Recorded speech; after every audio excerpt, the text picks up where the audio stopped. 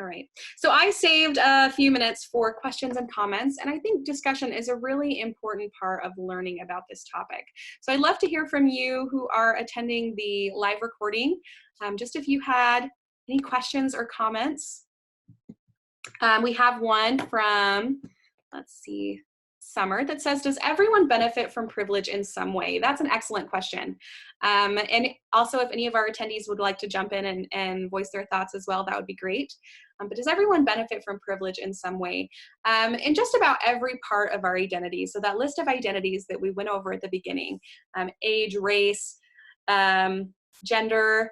So that big list that we went over. In each of those, there's really a majority group and a minority group. So it is possible that somebody can hit every single checkbox on the minority list, but most people in some way or another fall into one majority group.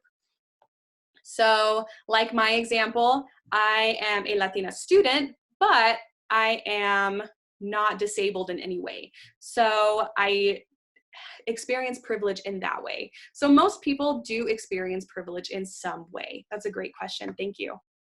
Annie said, I need some strategies to work with refugee students who may have experienced traumatic events. That is another great comment. So in Granite School District, we have a lot of students that are from refugee, or that are refugees that are coming from war-torn countries. They're experiencing a lot of trauma, and that can affect the way that our students behave at school, how they our interactions with their families. And so that was a great question. Let me pull up my list of resources here at the end of this presentation for you, because I have one specifically for our refugee students. So let me get back over to here. All right, so here's a list of resources. We can go over these as well, but this one right here, bricks.org. So this is, it's a site dedicated for the Building Refugee Youth and Children's Services.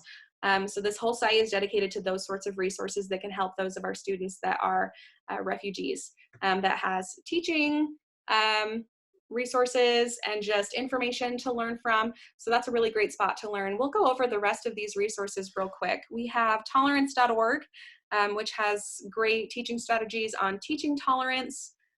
Gleason right here that we mentioned earlier is our gay, lesbian, and straight education network. So that's a great spot to look for info on how to support our LGBTQ students. The Interaction Institute is a site for social change. So they have a lot of great resources on race issues. PreventExpulsion.org has some info on that disproportionate discipline that we talked about.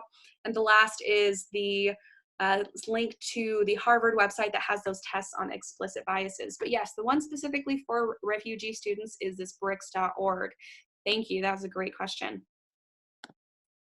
All right. Okay, Summer asks, how do we know when the system is working for or against someone? How do we define system? That's another great question. Thank you, Summer.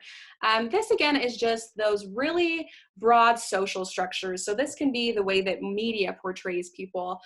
This could be our government policies, just those really big social structures. So we see government, we see those government agencies, whether that's law enforcement, the justice system. So the system, I know that is a very broad term, kind of encompasses all of those things.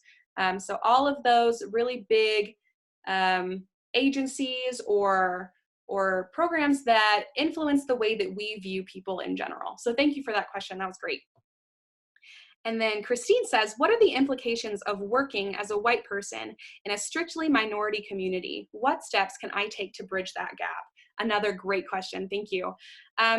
So working as a white person in a strictly minority community, you're probably going to be faced with one of your initial hardships is going to be gaining the trust of the people that you're working with, because you're coming into an environment where they're going to assume that you don't really know what, even if you are aware and even if you've taken the time to educate yourself prior, they're going to kind of assume it's really a sense of just being different from what they're used to, you know? So you're going to have to go into that situation just very open-minded and very willing to learn from the people that you're working with.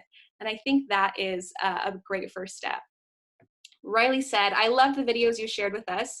Having 2 African-American siblings, my siblings have experienced multiple racial incidents, especially as they've gotten older. As one of the girls commented in your first video, one common thing that is always said to my siblings is, you talk white even though, or you talk white, you don't even act black. Yeah, this is something that relates back to those stereotypes we talked about.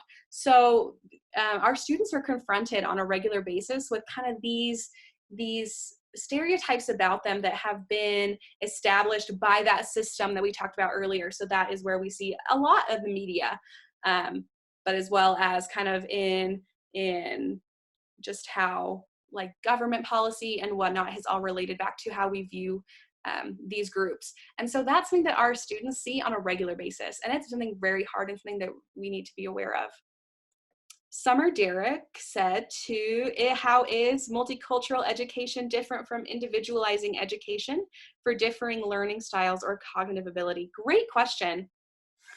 So multicultural education is I think it's related to those things in the sense that we are understanding how to relate to our students on an individual basis, but as opposed to looking at kind of cognitive ability and learning styles, they tend to be very personalized things, and how each individual student, those aren't very, I'm trying to think of the words, those are very individual, those are very individual ways to interact with our student. And although multicultural education is also very individual, it's looking at more just a group process. So learning about our students as a group and how they relate as a group.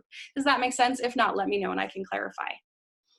Riley said, now that I'm older, I have thought about how we talk about things racially. It's so interesting to think about how we associate the way people talk or act with their race and how problematic that can be. Many people may not think those statements affect anyone, but I have seen firsthand how that can be an issue for the individual and how they view their race. I think it's awesome that you touched on that because it's not something I have ever thought about until the last couple of years. Thank you. Yeah, it's something that I am very passionate about, just because I think that it's very easy to just not think about. It's one of those issues that if it's not affecting you directly, it's really easy to just for it to fly under the radar. And so learning to look outside of our own comfort zone and what we're familiar with is a really important step in addressing and being able to connect with each of our students who do face these things on a regular basis. Excellent. These are some great comments and questions. I really appreciate everyone's participation. All right.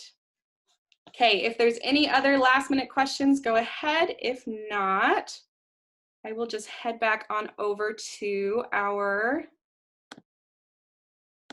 presentation. Again, here are these resources if anyone would like them.